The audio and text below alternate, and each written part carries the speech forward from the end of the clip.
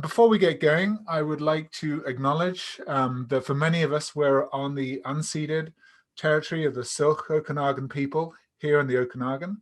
And our relationship with the Institute, with a number of different communities and institutions, Syilx communities and institutions up and down the valley, is a really, really important part of the work that we do at ISA, hopefully acting as a sort of support, as an entry point into the university, but also, you know, co-producing and engaged in a lot of really interesting research together. Now, I know a number of us are actually joining from other different parts of BC and Canada right now. So we also recognize the unceded territories as well as the treaty territories that you are on as well. So we're really lucky today to have Kelly Panchyshyn, who is a master's student at UBC Okanagan, who's going to be giving us a talk entitled, "Can Food Foraging Offer Avenues for Advancing Community Cohesion?" And this is based on her master's research, which she has been doing up in Whitehorse in the Yukon. So she's a second-year master's student. She's also one of the recipients of the ISA master's student or graduate student scholarship. And so we're really proud to have supported her research. And we're also really lucky to have her with us today. So Kelly, thanks so much for agreeing to give a talk. She didn't really have any choice because one of the requirements of the ISA scholarship is that you give a talk related to your research. So anyway, but it's still super nice to have her here. So a couple of really quick housekeeping pieces. If you've got any questions, you know, during Kelly's talk, would you mind just typing them into the chat box? And of course, you can activate the chat box from the bottom of your screen. And then what we'll do is I'll try and sort of act as a sort of moderator / facilitator of those questions towards the end of her talk. I would request that you keep yourselves on mute. I see that you're all on mute right now, which is brilliant. At the end, yes, we can type questions in, or we can have a more open discussion, which is much more sort of in line with the starting a conversation speaker series. A quick reminder as well that this session is being recorded. And so just to be conscious of that. So without further ado, I will pass you the floor over to Kelly. Once again, Kelly, thanks so much for being here. Yeah, thank you, Isa, and thank you, John, for the introduction. I'm really excited to be here today. But before I dived in, I wanted to, you can use your screen emojis or you can wave or speak up, but I just wanted to know if there are any harvesters in the room today, any plant foragers, anybody with a connection to the topic. Yeah, all right, awesome, a few hands. Excellent. Excellent. Oh, well, I'm really excited to have you here today. So as mentioned, my name is Kelly and I live, research, and harvest on the ancestral lands of the Panchyshyn peoples and on the traditional territories of the Panchyshyn and the Kwanlin Dün First Nation in an area that's recognized as Chulin, but perhaps more widely known as Whitehorse, Yukon. And to the Indigenous peoples of the area, I'm recognized as Guchan, meaning people of the clouds, and signaling that I'm a settler in the Yukon. So it's here that I grew up foraging for northern delicacies like high bush cranberry and morel mushroom and wild sage. And it was certainly not unique in this. A 2017 survey of residents revealed that over 60% indicate that they secure a portion of their food from forage sources. So wild plants and medicines are so prolific, in fact, that they can be found in local homes, schools, hospitals, care facilities, alongside small businesses, cafes, markets, and breweries, you name it. And as local herbalist Beverly Gray explains, the practice of plant harvest is intrinsic to who we are as a people. Yet sadly, the strategies for the protection and support of wild harvest are seldom addressed in local food and land planning initiatives. And as a result, the rapid urban expansion of the city and its population growth have led to the loss of local harvest areas and placed a great deal of pressure on the areas that remain. So the impact of this is best reflected in the words of Kwanlin Dün Elder Diana Smith, who explains, when my mother, sister, and I go out on the land, we find plants dying due to overharvest and overuse of an area. There is less and less to harvest, and we have to go further and further from home. When you know the traditional plants, it's hurtful to see them suffering, ripped up, or run over, and you look at your grandchildren, the only teaching you can offer them is that you cannot harvest here today because the plants need time to heal. And I think what her words demonstrate for me is how poor planning has corrosive impacts, not just to the environment, but to the culture and cohesion of the Whitehorse community, as well as it contributes to the denial of Indigenous land and food rights. And it's here that my research partner, Katie Fenn, and I wanted to make an intervention. However, before I dive into our findings, let's talk a little bit about the systemic root of harvest exclusion. So an Indigenous feminist approach to this issue, or the scholarship thus far on the subject of land management, would suggest that this exclusion of wild plant harvest is rooted in interlocking forces of colonization, heteropatriarchy, and heteropaternalism. Now, I've dropped some big words there, so I'm going to break those down a little bit. Heteropatriarchy is an ideology that naturalizes heterosexuality and patriarchy as the normal and thus more desirable or advantageous means of organizing individuals into families. And by extension, heteropaternalism views heteropatriarchal domestic arrangements, also known as the nuclear family with male heads of house, as the ideal model for broader structures of society and state governance. Both of these lean heavily on very narrow definitions of the male-female binary, in which the male gender is perceived as strong and capable, while the female gender is perceived as weak and incompetent. And in essence, these are logics that contribute to the naturalizing of social hierarchies, because if you can justify unequal power distribution in the realm of gender, you can also justify it in areas of class and race. And it's through the imposition of restricted gender roles and family structures that settler colonial powers have sought to disrupt traditional modes of Indigenous governance and justify domination over Indigenous lands. And one way that we see the patriarchal and paternalistic logics like this persist in the North is through the exclusion of women, and particularly the exclusion of Indigenous women from planning around land. So for example, in a 2013 survey of the 40 plus co-management boards, which are boards responsible for bringing Indigenous and non-Indigenous communities together to manage things like fish, wildlife, renewable resources, and land use planning, only 34 of their board members out of 210 identified as women. And similarly, a 2015 study on the involvement of women in caribou management revealed that this disparity is even more glaring for Indigenous women. Of the 6 boards surveyed, only one of the 44 board members was occupied by an Indigenous woman. And she happens to be a friend of mine, but fun facts aside, reflected in this exclusion is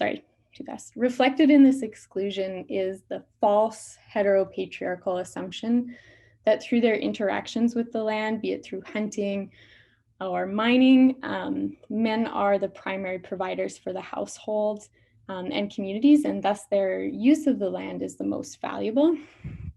This assumption then serves to justify the heteropaternal belief that through their roles as providers, men hold knowledge and authority over land and community, and thus are the most eligible decision makers.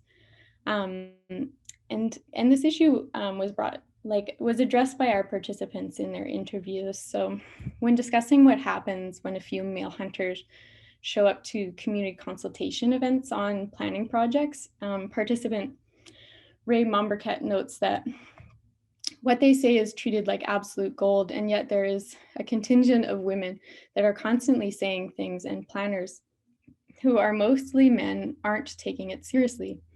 They're like, okay, we're going to focus on big game. And I'm like, there's more to harvest than big game.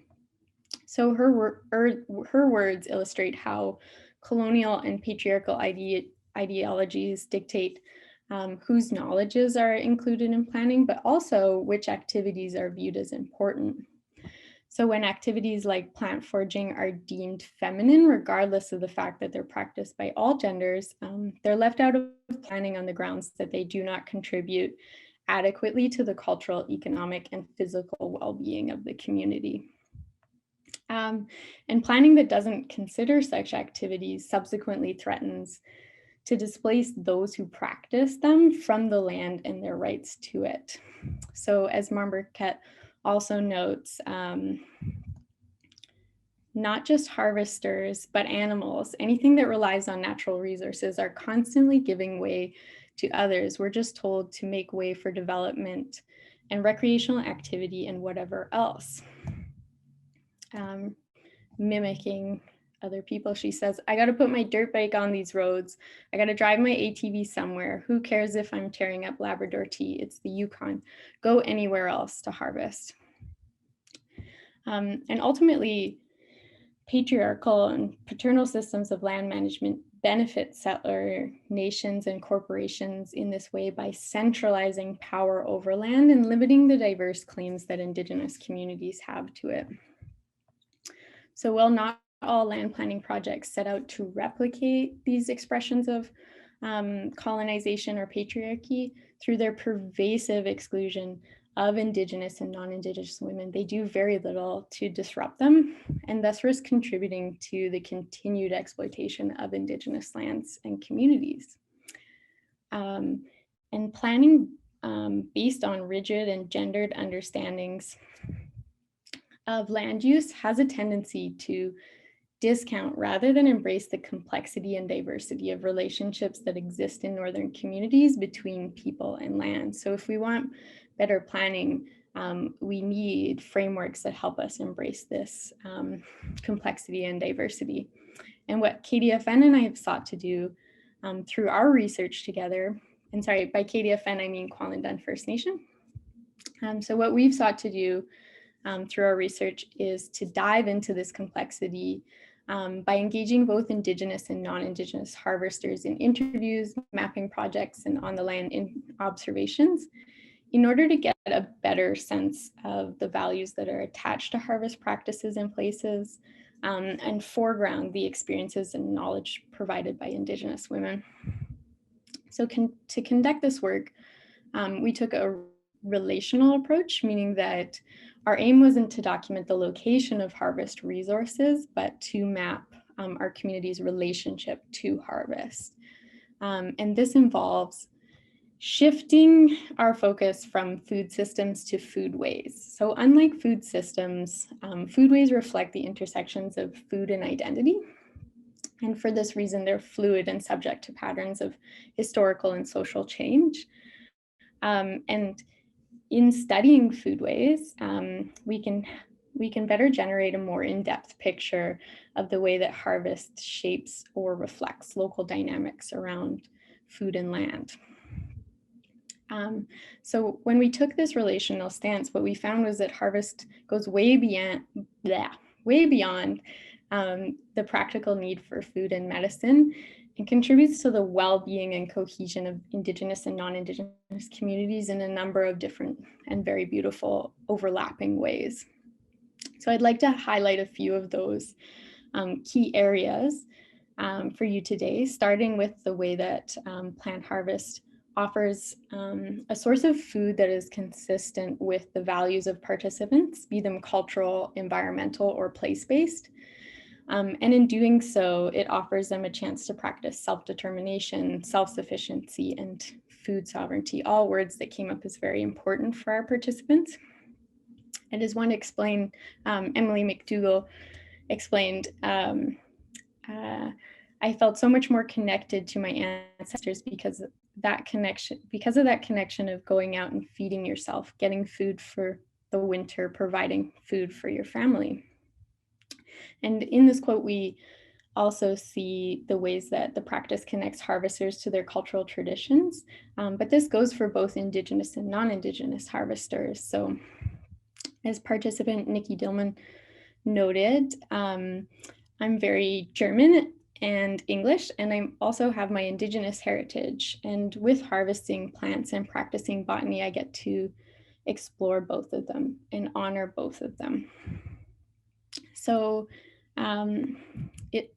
harvest also, it also allowed our participants a way of bonding with land and was a tool for collecting ecological and geographical knowledge. So as Momberket explains, I think most harvesters have a relationship with the places they are harvesting. So they have an understanding of the changes that happen in the environment over time. There's a whole range of relationships that evolve between the harvester and the landscape and the rocks and the plants and even the use in that area. So harvest is also a very inclusive activity, and it's accessible to many ages and abilities and helps to connect friends and family and offer new residents a chance to build kinship. So when speaking on this subject, Nikki Dillman told us how nice it was to share plant knowledges with her neighbor who is new to the Yukon, and iterated that she thinks it is something that brings people together. And we heard this over and over again, that harvest was a way of building kinship beyond bloodlines, but within the community itself, between Indigenous and non-Indigenous residents, and particularly a way for people who are new to the North to build their bonds. Many are not originally from the North remarked on how harvest was one of their first memories, or joining in cranberry harvest was one of their first memories of connecting with the community and the land that they now lived on. So finally, another beautiful thing that came up about harvest was that it was this incredible way of creating and generating memory linked to people and places and time periods. And it was often used to collapse the distance that participants might feel between those people, places, and time periods. And I think this is really fascinating. So I've shared two quotes. The first is from participant Jocelyn McDowell, who notes, I'm probably writing your thesis for you right now, but when I'm picking berries, I'm really literally channeling my mother. I know it. She is right there with me.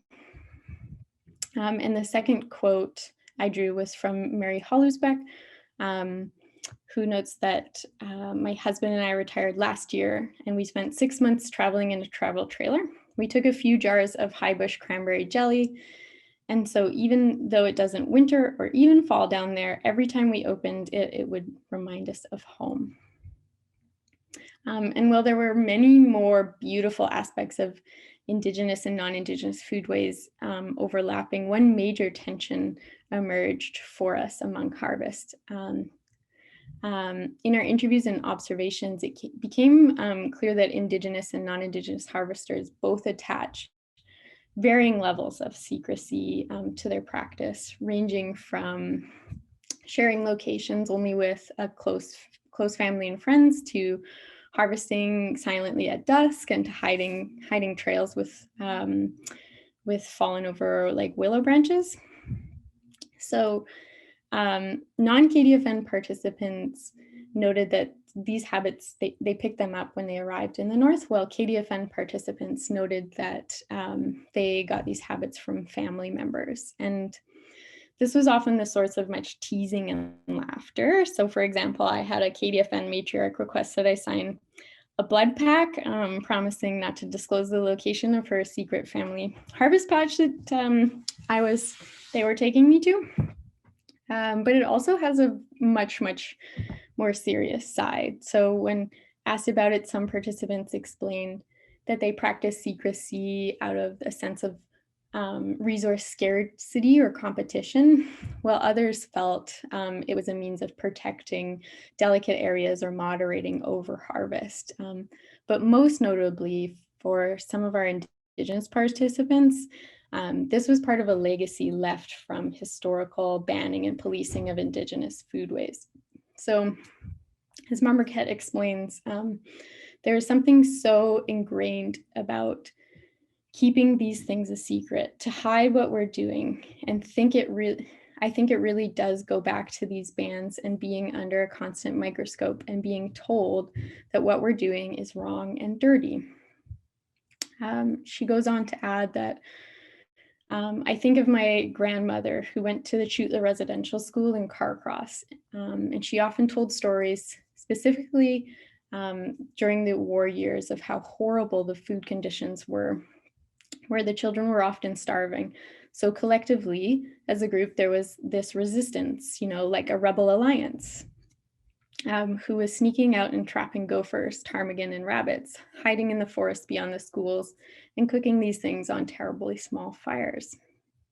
So when we brought this to the focus group, we agreed that these tensions reflected broader historical issues and underscored the need for action on harvest that addressed colonial food injustice. These stories also help to highlight the types of solutions that simply weren't going to fly. So, for example, these stories demonstrate how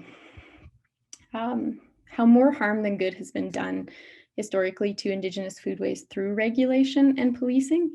And this, in combination with the fact that the community felt regulations are very much grounded in Western logics of ownership and control, meant that some Indigenous harvesters resisted contemporary regulations even when set by Indigenous governments. So any solution on over harvest or improper harvest involving regulation was not only going to be ineffective, but it was going to perpetuate this form of food-based colonial violence.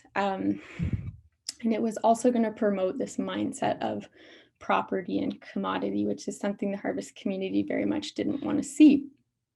So we decided instead to approach the protection of delicate resources and areas by bringing communities together for knowledge dissemination events and to work on collective stewardship initiatives. And this is an approach very much inspired by a quote from Indigenous feminist theorist Gina Starblanket, who explains that our everyday relationships are a primary site of political action. So in taking this quote to the issue of harvest, we must consider what kind of relationships to land and community do our planning projects and initiatives support, and what kind of positive change can we promote through those relationships.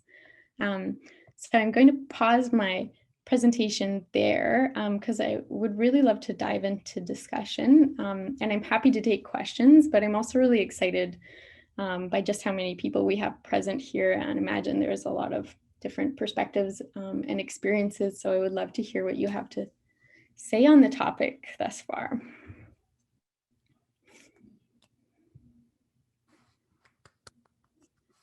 Thank you.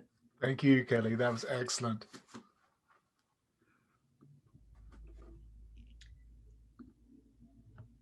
Thank you.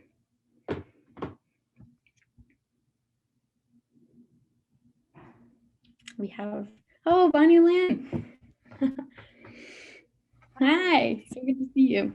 Good, yeah, it's good to see you too. So when you were talking, it was just, I was able to make lots of connections to the women's huckleberry gatherers from the different nations that the Eminence Fund project that I am involved in, that they're in relationship with. And yeah, that there are a lot of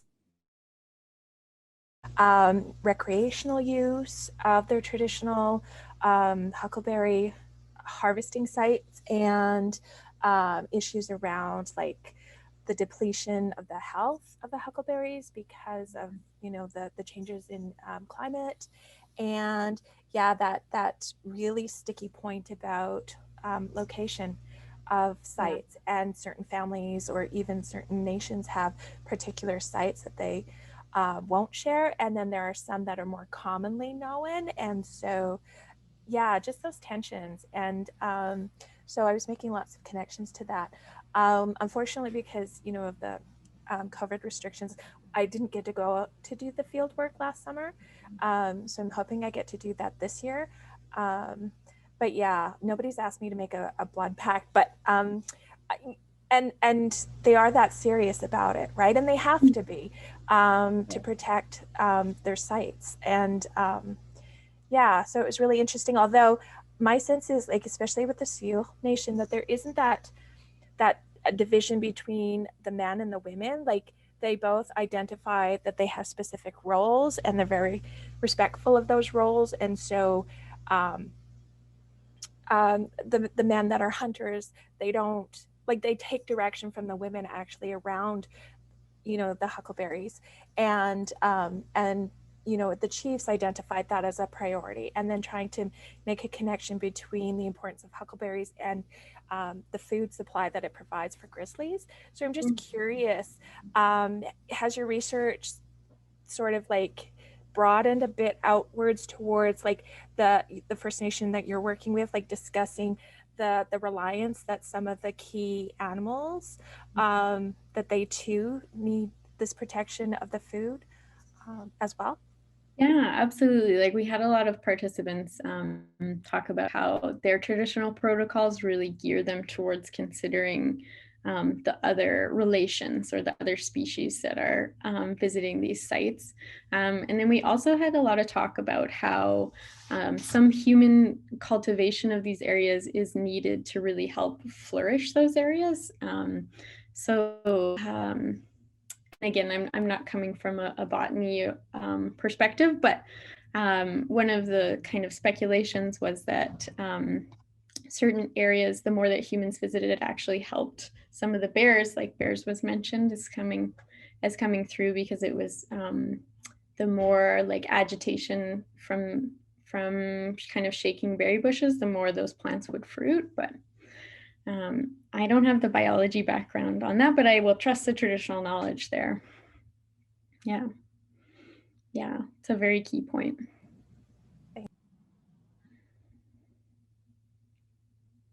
Thanks for your question.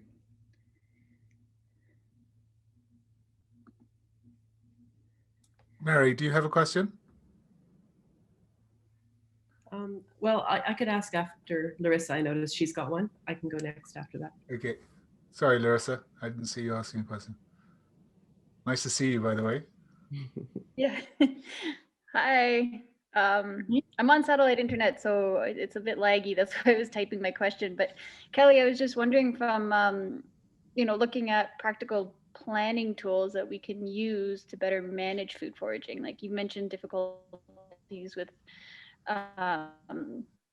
like openly identifying sites, and there's sort of like secrecy and maybe not secrecy is not so much the word, but yeah, how can we ensure that these places are protected, but without overly identifying these sensitive locations and ensuring that people can still go back to their patches and Yeah, well, I think what I know from my observation experiences is that when we're talking about a patch, we're actually talking about like a very, very small area. However, because it's been visited for so many generations, it's extremely productive area.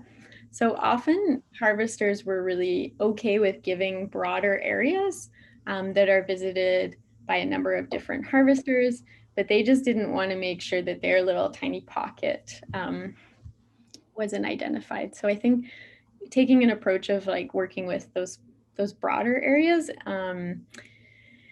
yeah, and if it is really truly sensitive and they don't want to bring it up, that's, I guess, that is just a reality, and maybe just keeping an awareness to certain what ecosystems are present, so we know what kind of conditions cranberry like, and we know what kind of conditions Labrador tea like. So if we know that a particular area is good for that, and we maybe don't know if it's harvested, but it might be, that's something to keep in mind. thank you. Mary. Hi, thank you, Kelly. Fascinating. Great to hear what you're doing. And I'm the the daughter of farmers in the North Okanagan who've retired and sold the farm actually, but and I'm in a sort of group that works on food security, well, food system issues in the North Okanagan too. And at one point we had a dialogue where we talked with some Indigenous leaders about food sovereignty, Indigenous food sovereignty, and heard some stories or some examples of how people are trying to harvest but on private land, you know, and then farmers kind of driving up in the pickup truck and saying, you're on private land, you know, get off. And that's really distressed me, like, and has made me want to, I sort of have as a mission, I want to have some more dialogue following from this about what we can do about this issue of private land and, you know, especially ranchers, and these harvesting sites. But I wanted to ask you, up in the Yukon, you know, are you more dealing with public land or private land, and how do these things play out in these different forms of land ownership? Yeah. Yeah, I have a few responses to that. So the area that KDFN and I are looking at pushing for harvest inclusion is an area known as Suleiman, and are also known as Fish Lake. And right now those lands are the shared jurisdiction of the Yukon government and KDFN, and there's some small Tohono Council parcels in there as well. So right now our research is sort of hoping to feed into the larger planning process for that. It is very much hoping to foster like government collaboration strategies. So it's not as much like there's some small residential parcels in there, but in that area, private land isn't the biggest concern.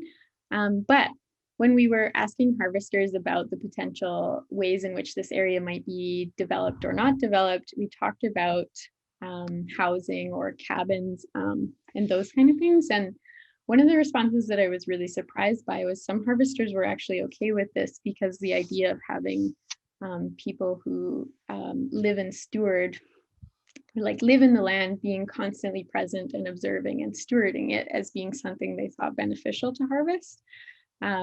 So I found that really interesting, because my instinct, like yours, was anytime there's private property, it can create these friction. So I guess what I'm saying is that it's really how we approach that. If people living in the area are asked to be or are invited into stewardship programs, there is a potential for it to be beneficial. But obviously, very much like I highlighted before, those colonial paradigms of ownership and control can be a real problem, for sure.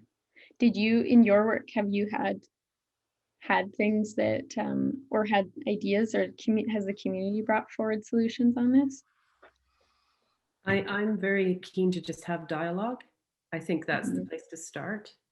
I'm just trying to get some time, because I really want to do this well, and there's COVID.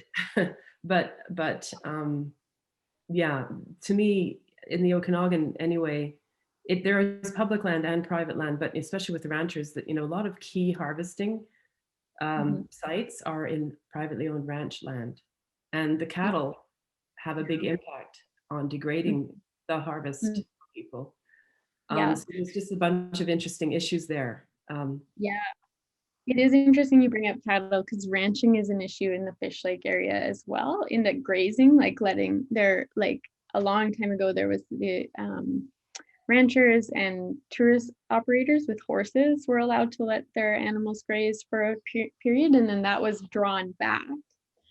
However, it's very clear that there's still like large ungulates, domestic ungulates are very clearly grazing and degrading trails and those kind of things. So ranching is definitely an interesting concern in the Fish Lake area.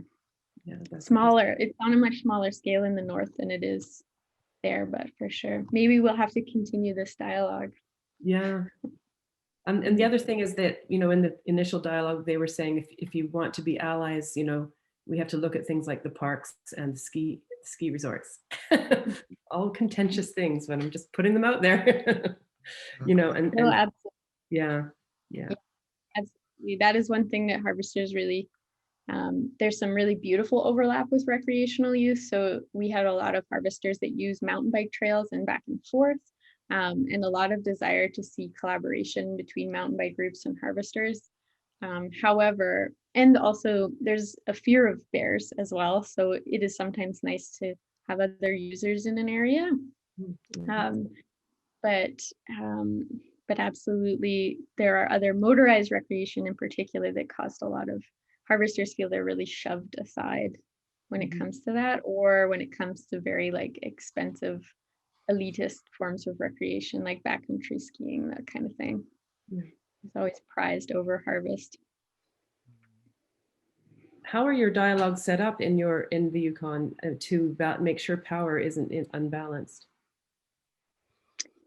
That's a really good. And like I happen to know that we have a Yukon land planner in the room, so I don't know. She might have more knowledge on this than I do, but I would say that there's a real effort towards co-governance between Indigenous and non-Indigenous governments. As we know, in implementation, colonial powers, like they tend to dominate. So I don't think that that's a perfect solution, but that is one. Like co-authorities, co-vetoing authorities too, I think is really important, but not a perfect one. This is one I'd love to throw out though. Maybe there are others with experience in this. I guess I could speak to that, Kelly. I think that was a hint for me to speak. Sorry, I missed I missed the beginning of Mary's question. My internet keeps kind of stopping on me. But yeah, I think with the Fish Lake local area plan that we're working on with KDFN, them being our partner, with the MOU that we have signed, the Memorandum of Understanding that's been signed between the two governments, there's been a lot of effort to design that differently in a way that gives more of an equal power dynamic between the two governments. So, within that we have sections that give a lot more power to two ways of knowing, and just ensuring that that kind of information can be fed into the process and isn't just added as a sidebar or underneath a photo, where it's actually incorporated equally throughout the document. So things like that. Of course, I can totally say that yes, it's not a perfect system, and we're working, but we're trying, and hopefully this local area planning process will be a better demonstration of more equal power in these processes. Yeah, no, and absolutely the two ways of knowing principle that's in that agreement. One of the things is that Indigenous knowledge won't be taken